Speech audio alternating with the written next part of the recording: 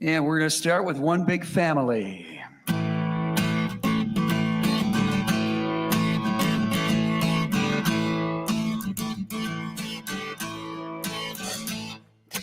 Everybody get up on your feet. See the light in everybody you meet.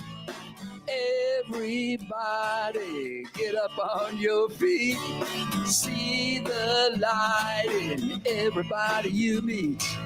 Let us be reminded of who we've come to be.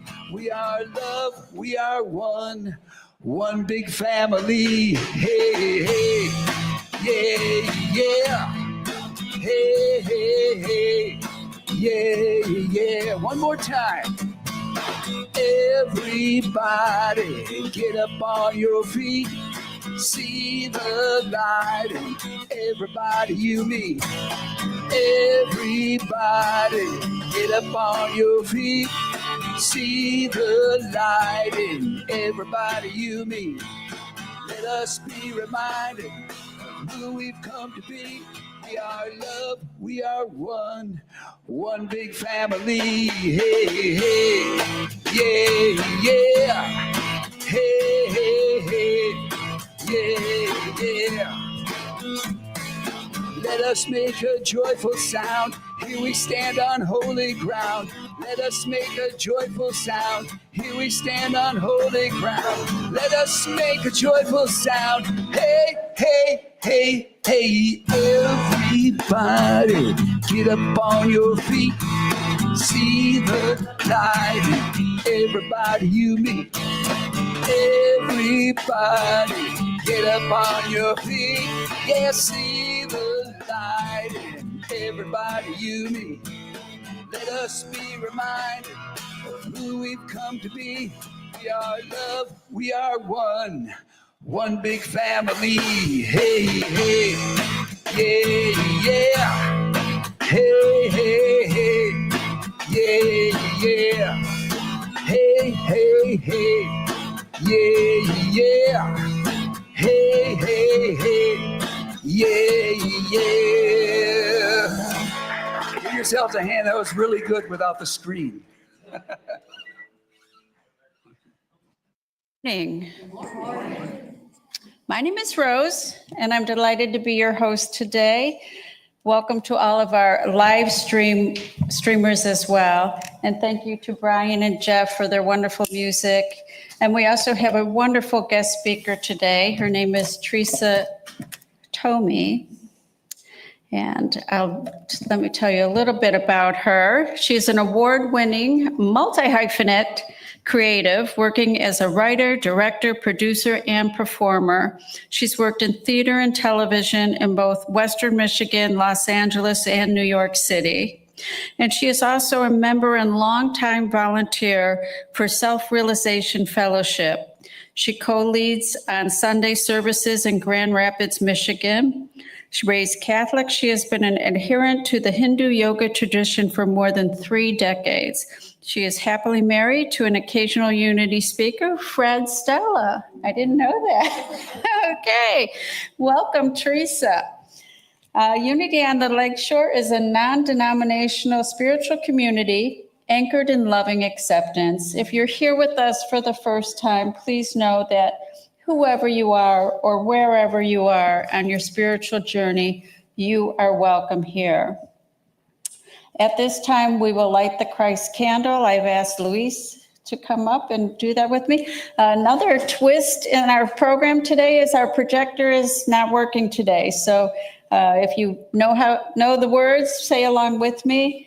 We light the Christ candle, remembering the Christ in us. And if you can join me in our mission statement, we embrace all people and honor all paths to God. We create a sacred space to raise the awareness and consciousness of the one Spirit in us all. We anchor ourselves in affirmative prayer, forgiveness, generous sharing, and loving community in service to our spiritual awakening. And now our affirmation of faith. There is only one presence and power as me and as the universe, God the good, omnipotent. And now we'll have our congregational song.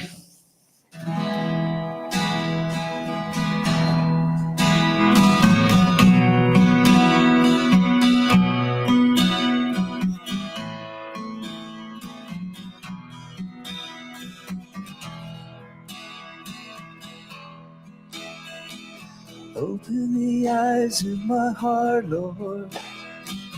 Open the eyes of my heart. I want to see you. I want to see you. Open the eyes of my heart, Lord. Open the eyes of my heart. I want to see you. I want to see you.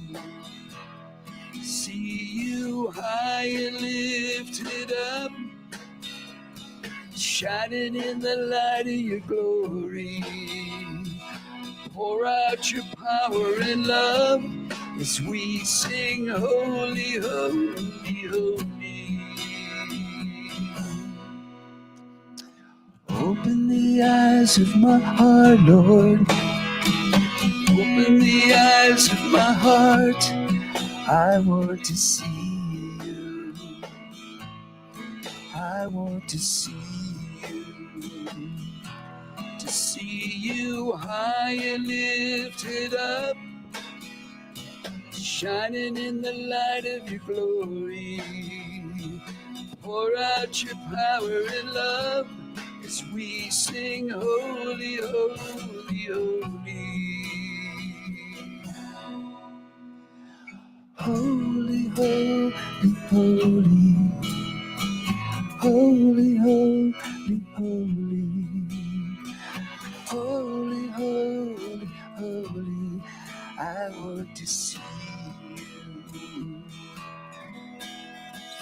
Holy, holy, holy. Holy, holy, holy. Holy, holy, holy. I want to see you. Holy, holy, holy. Holy, holy, holy. Holy, holy, holy. I want to see you.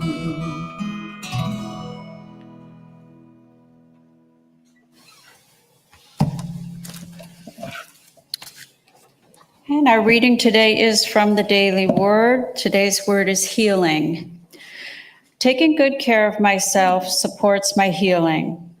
Sometimes it's hard to say no to friends, family, work, church, or volunteer organizations I care about and want to serve.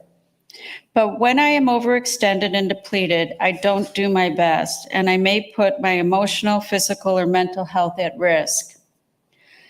Taking on too much and saying yes to every request may be a sign there is something deeper within me that is out of alignment and in need of healing. Perhaps I am feeling a fear of judgment or a reluctance to disappoint someone. I heal when I slow down, pray, and welcome God's grace. I treat myself gently and make time for relaxation a priority.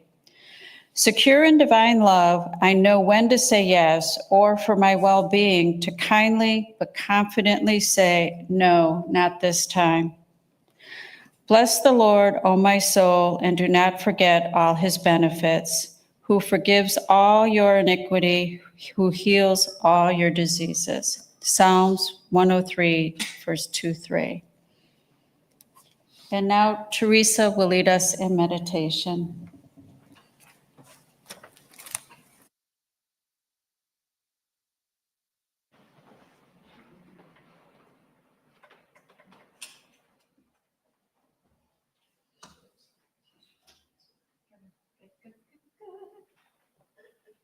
Good. There you are. Good morning.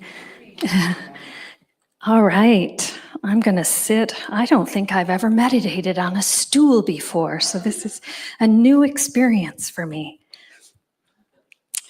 All right. As Rose said, I'm an adherent to the Hindu yoga tradition, and so this is how we start our meditation pretty much each Sunday. So I will invite you all to sit erect, keeping the spine erect, doing your best, if possible, not to slouch back, not to sink back into the chair. Consider that what you're doing this morning is you are aligning your body and your mind for God communion. So in this position, with our feet firmly planted on the floor, we lift our gaze to the spiritual eye, the Christ center, and we pull our shoulders back comfortably, not straining.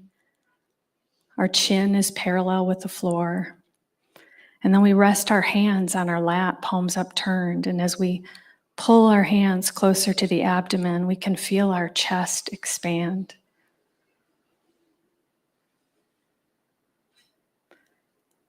And then we get connected to our breath. And we do this perhaps first by doing a breathing exercise, doing 10-10-10 or 20-20-20, doing something that connects us to make us aware of the breath within. Take an inhalation to the count of, I'm going to say 10, to the count of 10. And then we hold for a count of 10. And then we slowly exhale for a count of 10. We do this a couple of times, so let's do this a couple of times.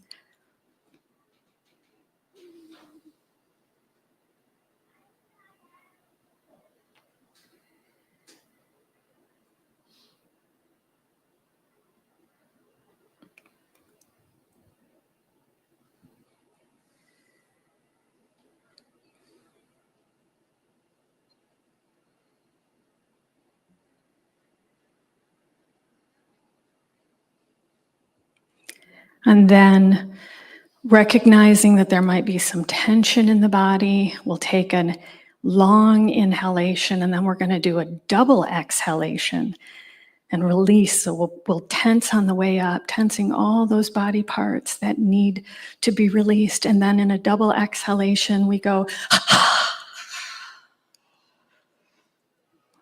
we do that again, long inhalation up.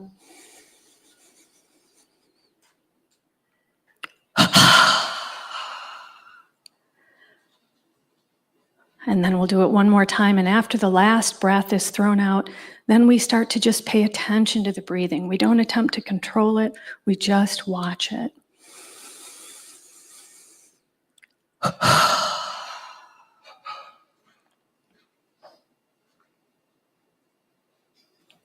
And we watch the breath as if watching a neighbor's breath. Somebody next to us just watching, feeling the breath moving in and out, never attempting to control it. Remembering to lift that gaze. And then in that stillness, we practice techniques of meditation, anything that brings us closer to our relationship with God, with Christ, with the divine. Perhaps repeating a phrase over and over again. Reveal thyself, reveal thyself, reveal thyself.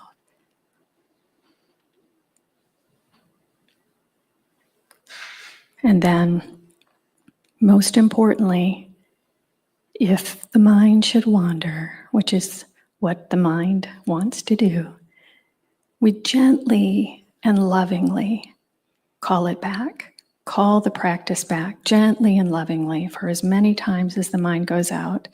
As soon as we recognize we're not paying attention to the breath, or we're not repeating a phrase, or we're not practicing a technique of meditation we've been taught, gently and lovingly call it back.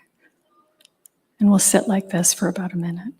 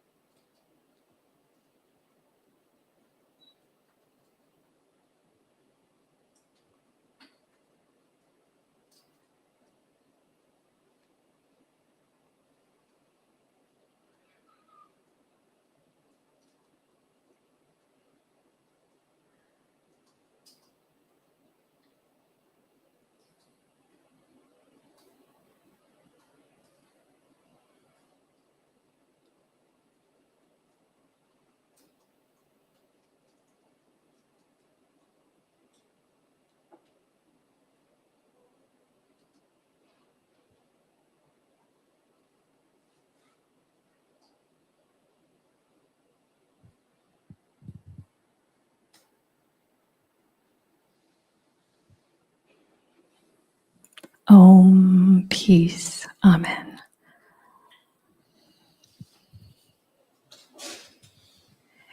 Good morning. Thank you for that.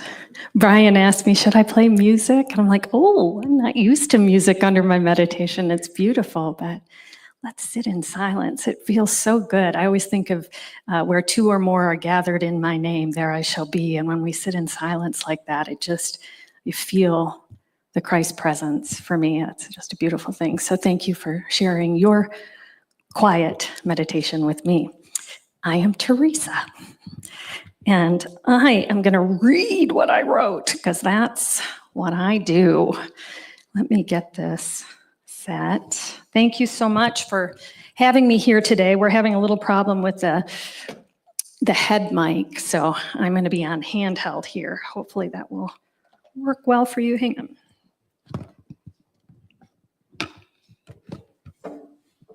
All right. Thank you. When Reverend Mark asked me to be here today, the first thing that came to my mind, my inner monologue was, don't think about it, don't think about it, don't think about it, don't think about it, just say yes.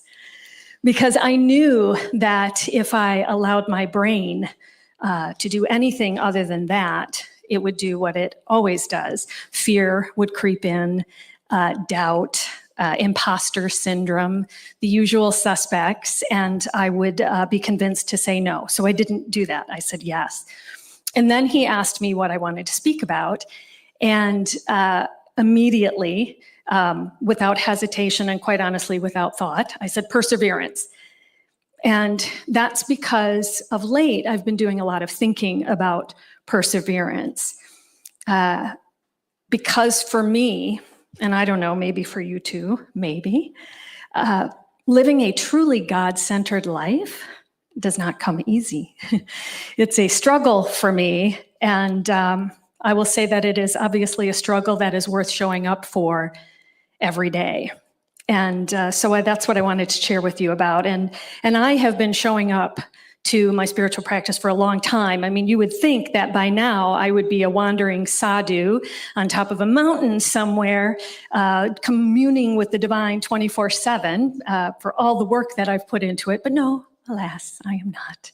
I am here. And so I thought I'd start by sharing a bit about my spiritual journey, because also the good Reverend said that I might want to do that. And mostly because this is what I've been contemplating, that the only reason I am still on this journey is because of perseverance. So let me share a little bit about myself. I was born and raised Catholic. I grew up in Grand Rapids, and I spent my early grade school years and then high school in Catholic school, but in the middle there, I went to public school. And it took me a very long time to determine whether or not I was a Christian, because I was told repeatedly by the Protestant kids in the neighborhood that I was not. You're a Catholic. And I remember in 8th grade asking my mom if I was a Christian. And she said, yes. And she explained to me that if I believed that Jesus died for my sins, nobody could tell me otherwise. But I didn't believe her, because those Protestants were very convincing. And because, well, I also didn't tell her that I was struggling with believing anything. I had been questioning my belief system for most of my youth. I remember when I was very young asking my mother a barrage of questions. If God is love, why is there hell? And where do people in the remotest parts of Africa go that have never heard of Jesus after they die? And I couldn't reconcile that if God was love, why did we need purgatory, which was Catholicism's answer to that question. And I even asked her why women can't say Mass. I was pretty proud of my wanting equal rights before I even understood what that was. And I remember not buying into, for me, just believe in me and all can be forgiven. All can be forgiven. Because throughout my childhood, my father would tease me. It was his love language. It was not mine.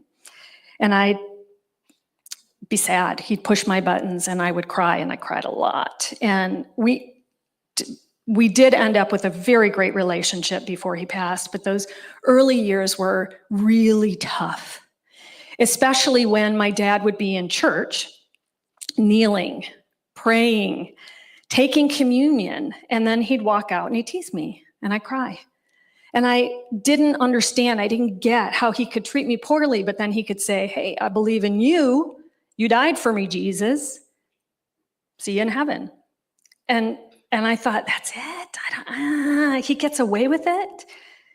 It was too convenient for me. It was all too convenient, too easy, and I was a very skeptical child. And I looked for answers from my mother, who was really the most spiritual person I know, the most religious person, prayerful maybe is the best word, most prayerful person I knew. And I remember when I was in junior high asking her about this particular thing, because as Catholics, we believed in two sins, mortal sins and venial sins. Mortals, we're all disgraced, separate from God. These are our murderers, are committing mortal sin. I wasn't too worried about that. But I was worried about venial sins, and is there a hierarchy to the everyday sins? And I really was trying to understand what was the threshold that could cast me into hell. I mean, I was terrified of hell. I won't tell you about the time I thought I dug up Satan, but no, maybe another day. But I was so terrified, and I wish now I could just hug that little girl who was so scared. Anyway, for me, there was little difference between making your child cry after church and grand larceny, embezzlement, whatever it was. I just didn't see the difference. In fact, I thought that what my father was doing was worse than anything else, of course. And I don't remember how my mother responded, which is probably a good thing, because my brother tells this story about how when he was very young, he was really struggling with understanding. He must have been like 6 or 7, I think. And he was struggling with the universe and what is the universe? And Mom, can you please help me understand what is God? And this poor little boy came to her and she said, oh, honey, don't think about that. My girlfriend thought about that way too much and she ended up in a mental institution. So don't do that. So that was my mother's answer. So I'm grateful that I don't remember her answer to my question. I don't think it was as traumatic as what my brother experienced, but it was still not satisfying because I still had questions. But later I would certainly come to realize that it was the questioning that was the most important part of it anyway, not the answers. For me, that's another conversation for another day. But by high school, I had decided that religion was pointless. I had heard once, somebody said, maybe you've heard this, that Christ was crucified once and his teachings have been crucified 1,000 times. And I feel like that's kind of what I was resonating with for sure. And I didn't really believe in anything. And I by the time I got my driver's license, I was skipping out of Mass. I was so proud of myself. I would attend Mass at St. James on Saturday nights, which meant I would go to the church, sneak in the back, grab the bulletin, then go shop at Meijer for an hour before I went back home. And I could prove it by showing the bulletin from church. And yet, despite all of this, I was deeply spiritual. Yogananda talks about crying out to, when you're in meditation, you almost cry out to God like a child, crying out for his mother or her mother. So good reminder, cry out. And yet I was a deeply spiritual child. I remember I must have been in first grade teaching 2 younger neighbor children about Noah's Ark. Like I was trying to pontificate on the meaning of this important lesson. I must have been, I think 6 years old when I was doing this. And I remember being so earnest, wanting them to understand the meaning of the story as I understood it. My 6-year-old self deciding that it was a story about God's promise to us that he'd never do something so deeply unkind again. Not obedience to God, not judgment on sin. No, that he was seeking our forgiveness. That's how I interpreted it. Humble, beautiful God. I was happy that was the way I went with it. Not bad for a 6-year-old.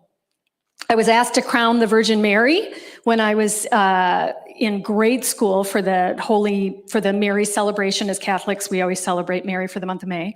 Got to carry the baby Jesus down to the altar on Christmas Eve. I was very proud of that. I was 4. My mom made me a dress. I spoke at Holy Communion. Grown-ups recognized something spiritual in me, and I was I appreciated that. Like I understood that was, I don't know, somewhere deep inside, I appreciated it. And I would, when we moved to the country, so outside of the religious ritual, when we moved to the country, I would go for walks in the woods and the cornfields and the orchards, and I would spend hours by myself, the youngest of 4, hours, taking in the flora and the fauna, channeling my inner Saint Francis as deer would feed close by me, and feeling connected to the universe on a deeply spiritual level, knowing that there was a divine order, but at my very young age, even now, not being able to articulate it, but really feeling connected to that. I was living 2 ends of a spectrum, avoiding and consuming. So as I was kind of putting this together, I was like, wow, my whole life, my whole childhood and young adult life, I was on this like spiritual teeter-totter. And it was like, I believe in Jesus, but I don't believe by just believing he died for my sins, I can get to heaven. And what are sins anyway? And I believe in a place where souls go after death, but I'm not sure I believe in heaven and hell. And I'm glad I was raised Catholic because I think it taught me so much about Christ's life, about being good to others, about social justice. But I'm happy I'm not Catholic because there was so much of it that didn't serve me too. And I believed spiritual practice could help me be a better person, but I didn't know what spiritual practice was out there for me. So on and on it went, up, down, this spiritual teeter-totter.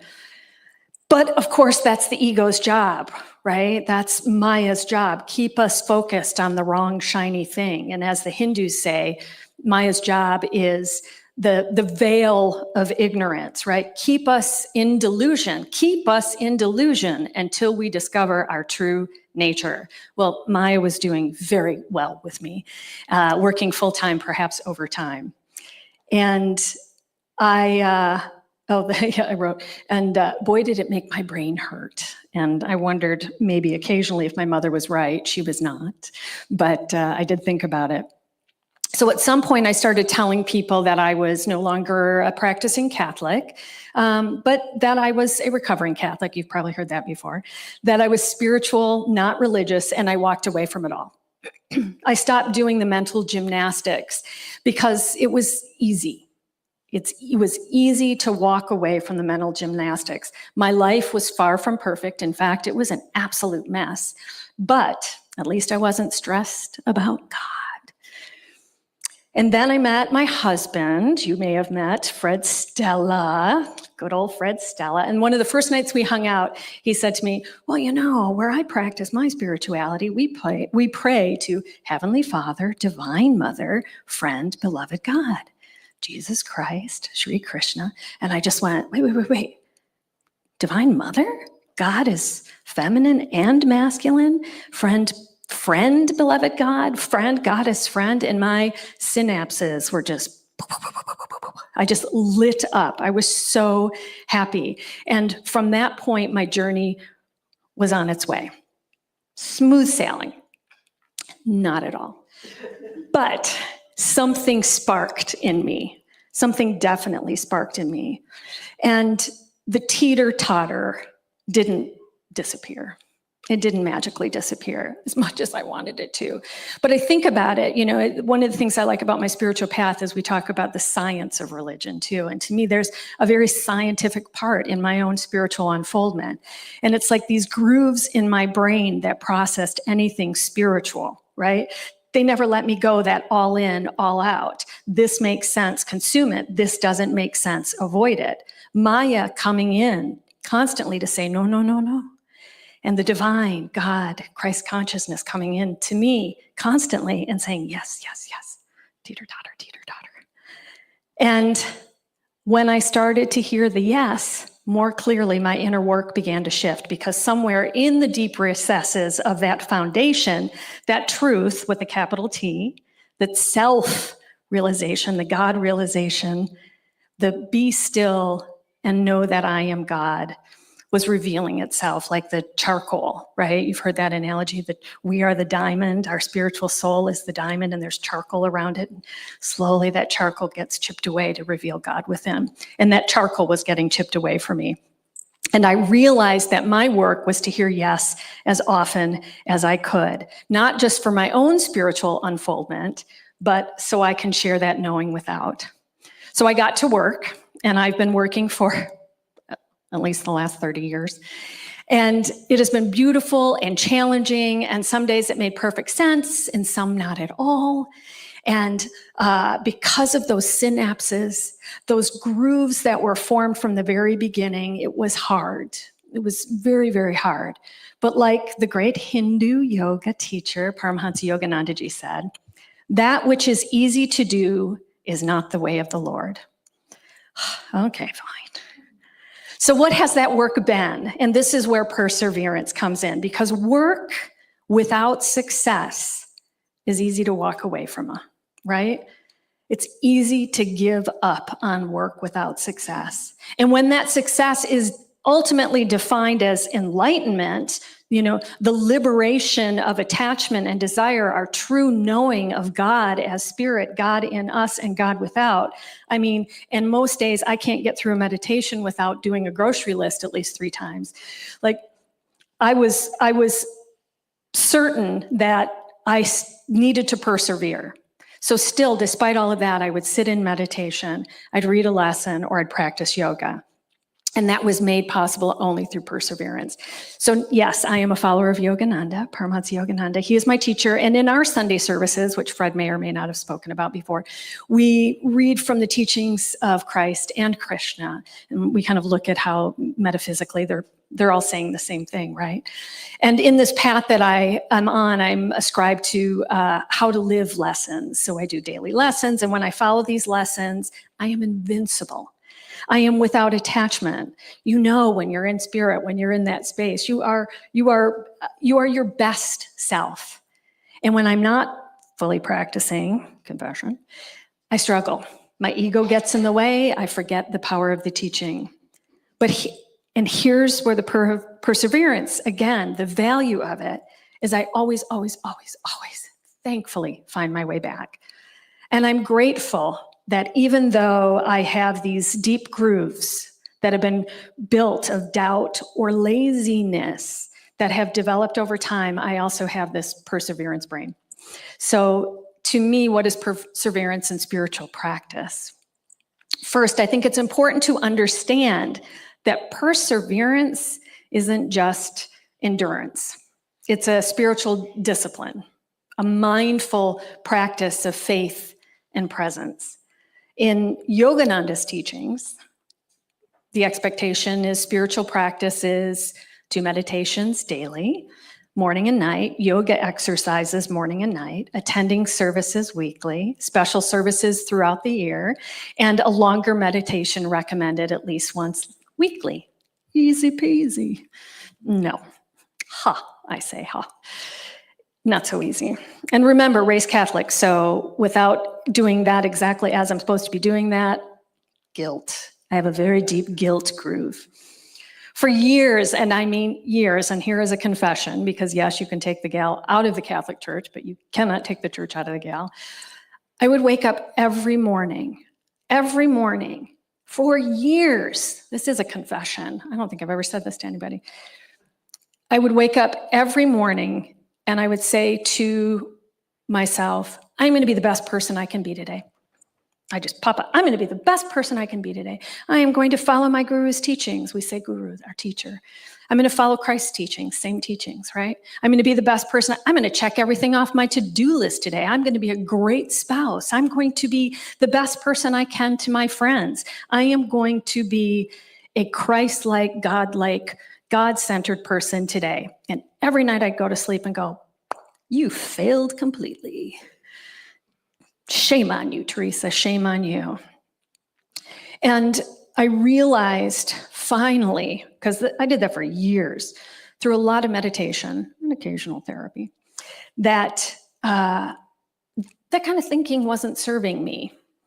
Right to know that. So I had to redefine what spiritual success looked like for me. I had to redefine that because the way I had defined it, absolute enlightenment, was beating me up. I was beating myself down, and that is no way to sustain a spiritual practice if you don't think you ever can attain it. It was too easy to walk away the way I had defined spiritual success. So I started redefining it. I needed to find ways to demonstrate that I'm evolving. I mean, that's all I wanted to be. I just wanted to be. I want to be a better person, to live a Christ-like life, to lead with love and compassion. Don't get in a car with me, but I am working so hard to lead with love and compassion. And each day I want to, and language is important, I will to. It's not the wanting, it's the willing. I will to take a little more knowledge into the next day. And it's not all meditation or chanting or reading spiritual material, but I think doing little things that make us whole are also a part of our own spiritual unfoldment. And this is what I needed. I needed to see it through this lens to expand the scope of what spiritual success is. And so I include, and you probably do too, but this was my journey, this is where I was, saying a kind word, doing a kind deed, making a healthy food choice, reading a book, going to therapy, planting a garden, watering a tree, being a friend to a cat or a dog. These are high vibration spiritual practices that to me demonstrate success in our lives as spiritual beings. And it was really important for me to do that, to recognize the goodness in me. And when we do this, we can see our own goodness. We see the God in us. We see the God in others. And it is such a gift because when we see that in ourselves, we can be that so easily for others when we see that. And another thing I've done, and I thought maybe this would help you, is when the teeter-totter goes, up or down, probably down, and I'm struggling again, I do a little something each day of the week to help me that's outside of my spiritual practice that Yogananda ascribes. And I do this because it's low expectation on my part, kind of, and high results. That's the way I found it. So I thought I would share it with you. It's an alliterative practice. Take with it what you will, but this is kind of how I worked to try to find little things to keep me grounded to my spirituality every day of the week. And so what I do is I've had this alliterative practice. So for me, I sat down with my journal. I was like, okay, what am I going to do on Sundays? Well, Sacred Sunday. So Sacred Sunday, and that's the day that I spend in contemplation with the divine. I might go for a walk. I might do those things that connected me to my spiritual self as a child. To focus, maybe don't be on social media today. Maybe don't watch entertainment today. Maybe spend this day in sacred communion to the best of my ability. Meditation Monday. Well, I do meditate, but on Mondays, maybe it's a longer meditation, or it's more meditation, or when I'm out and about, or I'm sitting at a doctor's office, instead of scrolling through my phone, I might just close my eyes and just spend a second there in communion with God, or trying to cultivate, reveal thyself. Or maybe devotionally, I love you, Lord. I love you, Lord. I love you, Lord. And for me, Divine Mother, I love the concept of Divine Mother. Divine Mother, come to me. Or I love you, Ma. I love you, Ma. Anyway, those are things that I can do there. Tuneful Tuesdays. I listen to music on Tuesdays, and that music can be anything, but it can be chanting or spiritual music or high vibration. I mean, your canon of music through unity is so uplifting. That song this morning, it's so beautiful. But I might listen to Van Halen too.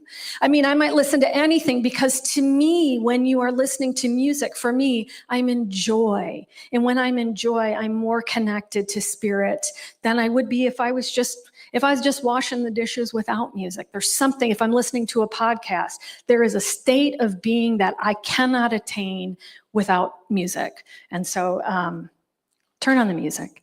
And then Wisdom Wednesdays, of course, this is left for reading. Wisdom Wednesdays, Thankful Thursdays. You can guess what that is. I'm thankful, thankful, thankful. I start by saying 5 things in my meditation that I'm grateful about. And I don't know, I'm sure Mark has talked about gratitude work. As soon as you start it, man, that ball keeps rolling and you're like, 5 things, I got 10, I got 20. And then I'll start thinking of them throughout the day. And now gratitude is something that comes more naturally to me. Like just being like, if I'm taking a shower, like, oh, I'm so happy my husband did the dishes this morning, or whatever it is. He does the dishes all the time. But so I'm grateful. And then there is Fridays. Now, Fridays are not for the faint of heart. Fridays, we do heavy lifting because Friday, and as soon as I wrote this down, when I was trying to come up with the next alliteration, I was like, oh, don't write that, Teresa. Forgiveness Fridays. And Fridays have become incredibly spiritually healing for me, but also very challenging for me. And because when I'm doing the work, I'm doing forgiveness work for somebody else or for myself. Like I have to pick one.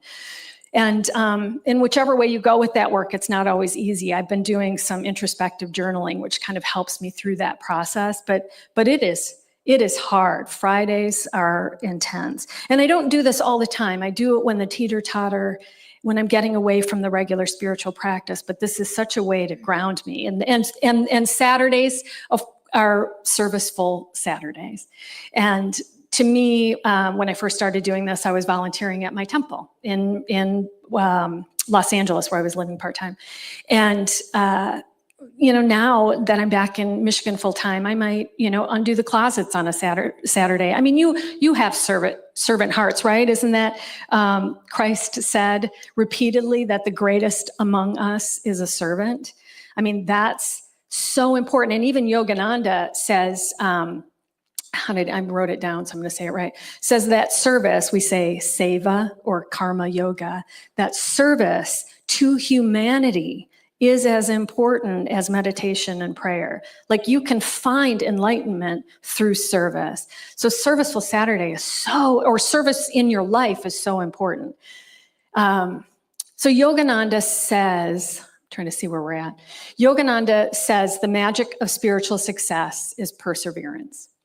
And I think that when we reframe what success looks like, what our spiritual practice looks like, then it becomes a joyful endeavor.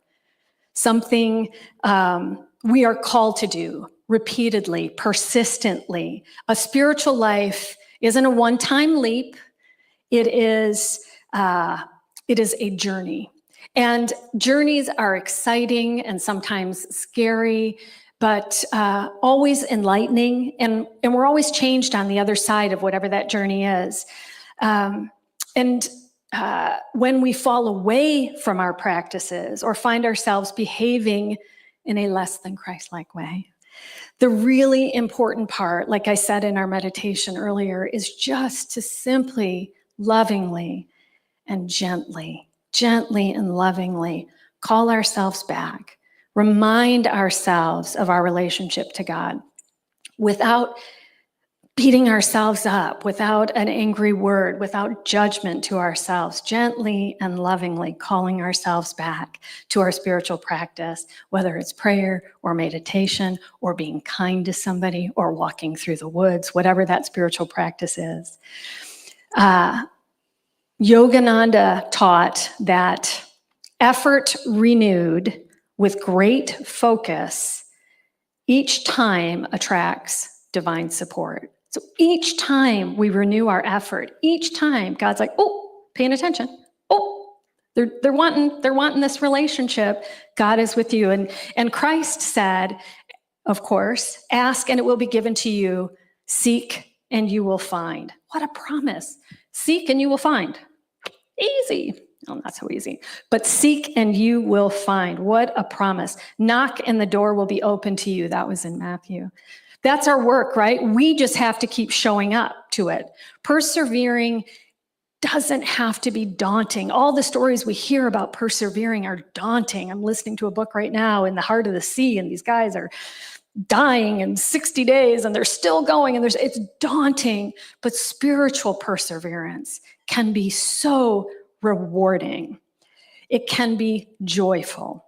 And it's our job to find ways to make it joyful. So as you head into the week ahead, your day-to-day life, your responsibilities to work, to family, to friends, I hope you're able to find the little things that create a spiritual practice for you, the little things that help deepen your understanding of God within, so you can share that happiness, because that's what God is, right? That happiness, that beauty, that kindness. I mean, that's all we have to do. We just have to be kind to share the God within to others. It's such an easy gift to give the world, and the world needs it.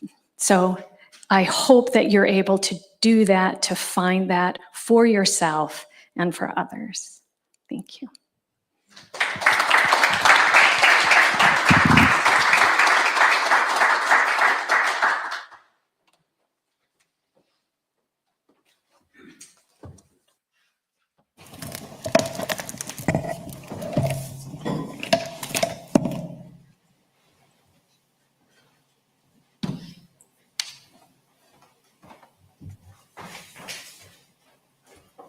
Thank you, Teresa.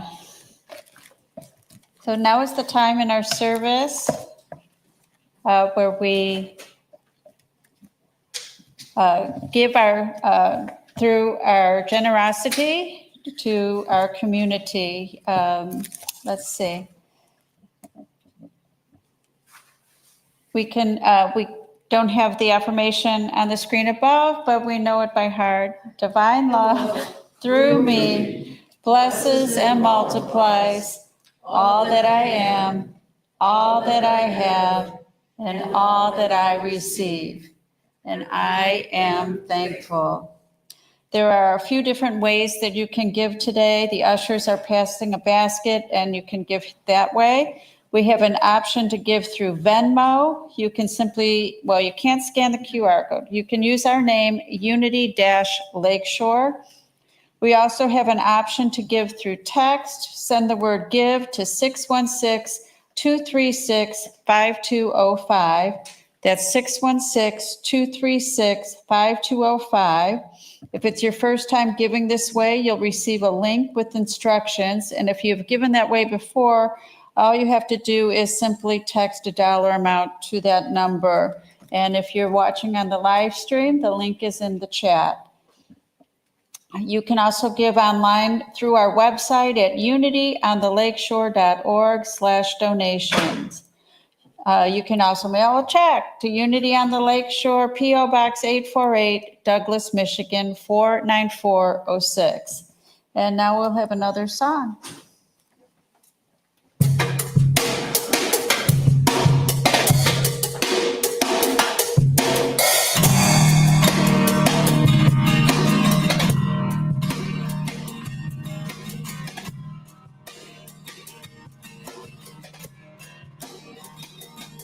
I believe in you, baby, and I'll always be around. I believe in you, baby. I won't let you hit the ground. The sun comes streaming in the morning dawn. Baby, grab the keys, leave the dogs at home, yeah.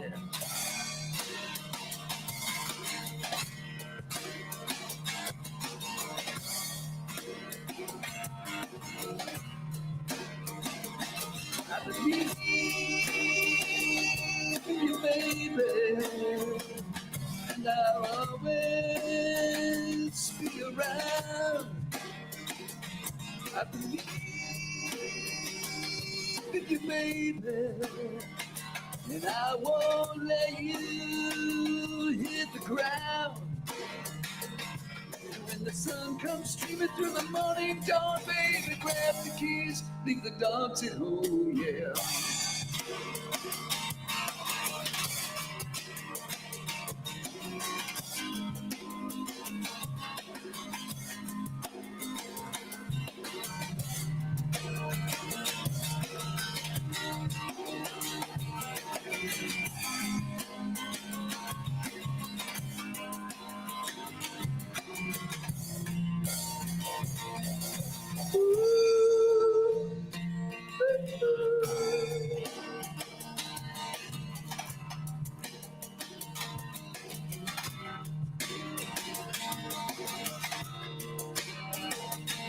I believe in you, baby. It'll always be around. I believe in you, baby. And I won't let you hit the ground. And when the sun comes streaming through the morning dawn, baby, grab the keys, leave the dogs at home, yeah.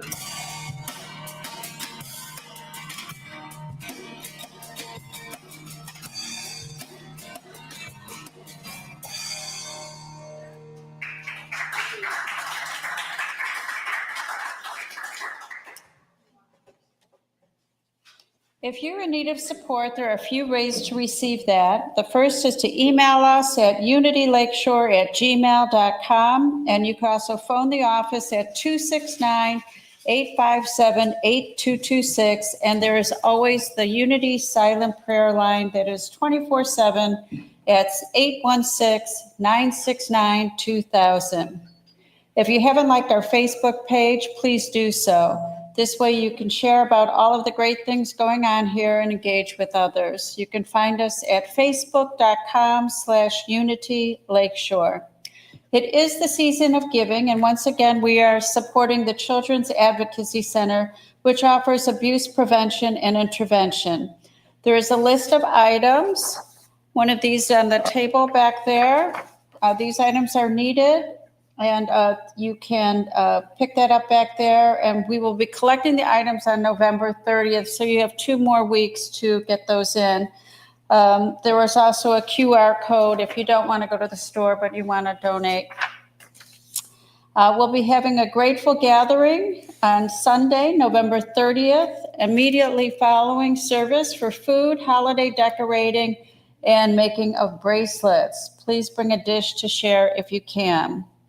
And also save the date for our Unity Community Christmas Party, Saturday, December 13th from 5 to 7. More details to come, but I've heard through the rumor mill that Gina is opening her home up to us, so I think that's going to be really spectacular. And are there any first-time guests today? I don't think so, so welcome back, everyone. And are there any announcements from the community today? I just had one of those. Yes. Up there so everybody can hear me.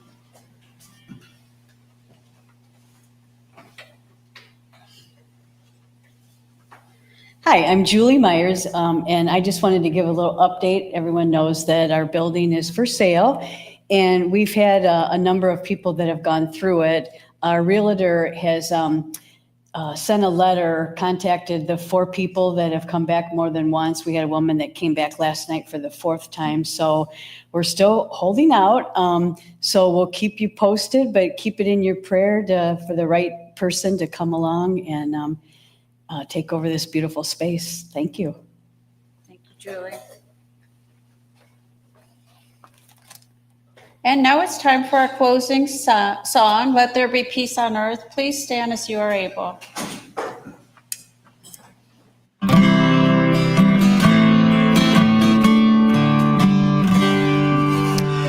Let there be peace on earth, and let it begin with me. Let there be peace on earth, the peace that was meant to be, with God as creator, family all are we. Let us walk with each other in perfect harmony. Let peace begin with me. Let this be the moment now. With every step I take, let this be my joyous vow. To take each moment and live each moment in peace eternally. Let there be peace on earth, and let it begin with me. And let us end with our prayer of protection. The light of God surrounds us. The love of God enfolds us. The power of God protects us. The presence of God watches over us. Wherever we are, God is, and all is well. Thank you, and thank you again, Teresa. One more thing. One more time. One more thing. I just learned this morning that Norm has fallen and I think he's kind of bedridden right now.